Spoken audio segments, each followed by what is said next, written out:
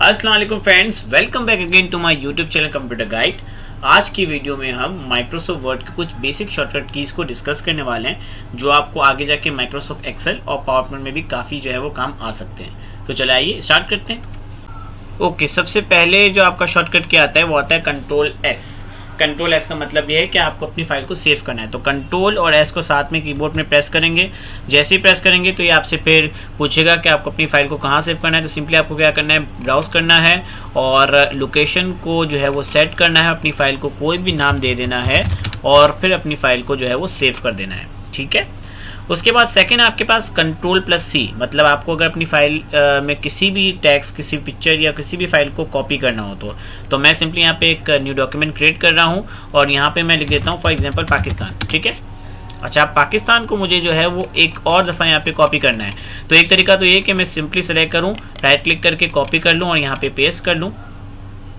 और एक तरीका ये है कि मैं सिंपली सेलेक्ट करूँ, कंट्रोल प्लस सी कर लूँ, कॉपी कर लूँ और इसके साथ आपके पास शॉर्टकट के कंट्रोल वी पेस्ट करना है। तो मैं सिंपली यहाँ पे क्लिक करूँ और कंट्रोल वी करूँ तो ये क्या करेगा, आपके टेक्स्ट को पेस्ट कर देगा। This is same for picture and this is same for किसी फाइल को अगर आपको कॉपी एंड पेस्ट करना हो तो।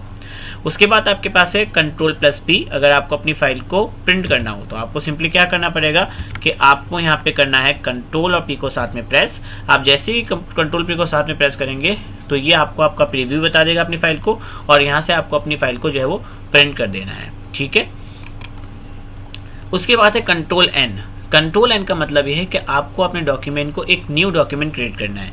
जैसे फॉर एग्जांपल ये मेरे पास एक डॉक्यूमेंट ऑलरेडी है, मैं चाहता हूँ इसके जैसे एक और डॉक्यूमेंट क्रिएट हो जाए। तो मैं सिंपली क्या करूँगा, कंट्रोल और एन को साथ में प्रेस करूँगा। मैं जैसे ही प्रेस करूँगा तो ये एक और न्यू डॉक्यूमेंट जो है वो क्रिएट कर देगा। ठीक है। हम इसको क्लोज कर देते हैं, हमारा इसका भी कोई कुछ काम नहीं है।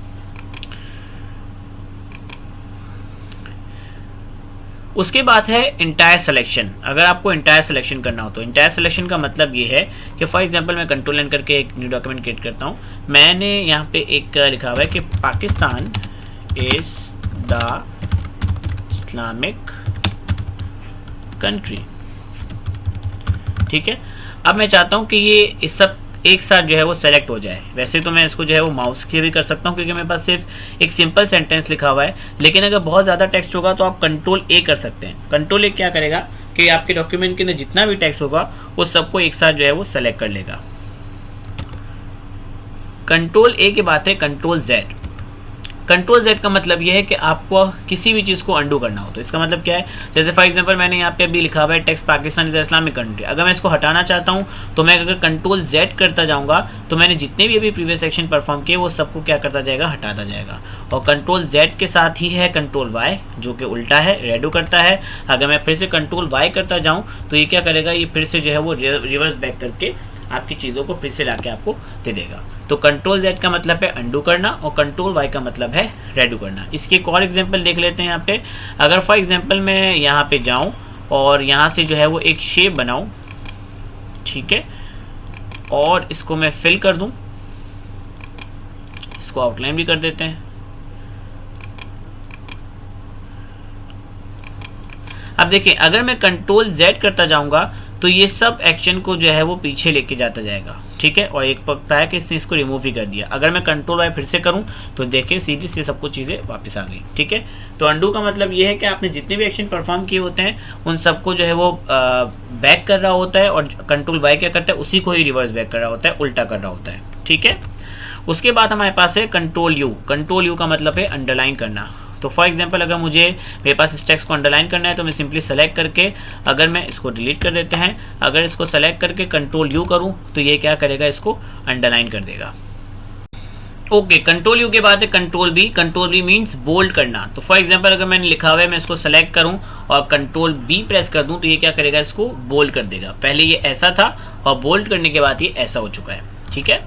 कंट्रोल बी के बाद है इटैलिक। अगर मैं कंट्रोल आई करूं तो देखिए इसने इसको जितनी भी मैंने यहाँ पे वर्ड्स लिखे हुए, सेंटेंस लिखा है, सबको थोड़ा सा क्रॉस कर दिया है। ये पहले ऐसा था और इटैलिक करने के बाद कंट्रोल आई प्रेस करने के बाद ये ऐसा हो चुका है। ठीक है।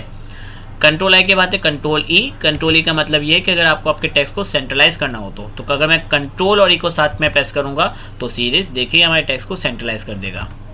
कंट्रोल ई के बाद है हमारे पास कंट्रोल आर। कंट्रोल आर का मतलब ये है कि ये हमारे टेक्स्ट को राइट अलाइन कर देगा। तो अगर मैं अपने कीबोर्ड में कंट्रोल और आर को साथ में प्रेस करूं तो सीधे ये देखें मेरे टेक्स्ट को इसने राइट में अलाइन कर दिया है। कंट्रोल आर के बाद है कंट्रोल एल। कंट्रोल एल का मतलब ये है कि लेफ्ट अलाइन करेगा। तो अगर मैं अपने कीबोर्ड से कंट्रोल एल करूं तो देखें यहाँ पे इसने क्या किया, इसको लेफ्ट अलाइन कर दिया है। ठीक है, उसके बाद है कंट्रोल ओ। कंट्रोल ओ का मतलब ये है एक डॉक्यूमेंट को ओपन करना जो ऑलरेडी आपके कंप्यूटर में आपने पहले सेव किया हुआ है। तो अगर मैं कंट्रोल ओ करूंगा तो सीरियस देखें यहाँ पे विंडो ओपन हो जाएगा और अब ये आपको बोलेगा कि आपको अपनी किस फाइल को जो है वो ओपन करना है। तो आपको जिस फाइल को ओपन करना हो, अगर रिसेंट में से किसी फाइल को ओपन करना है या तो आपके सिस्टम में कहीं पे भी फाइल है, आप उसको जो है वो ब्राउज करके जो है वो ओपन कर सकते हैं।